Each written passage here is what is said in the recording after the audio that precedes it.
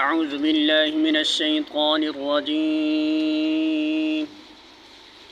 बिस्मिल्लाहिर्रहमानिर्रहीम। मन यशफ़अ शफ़ाअतन हसनतन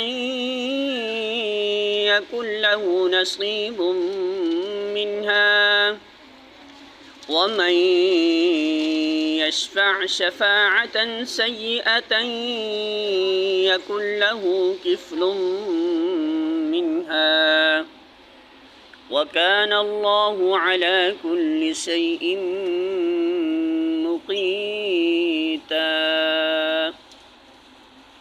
सूरतुन निसा आयत नंबर 85। तर्जुमा।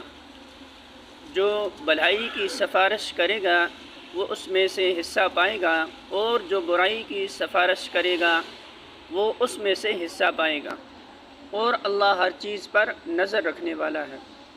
सूरतुन निसा हाशिया नंबर 113।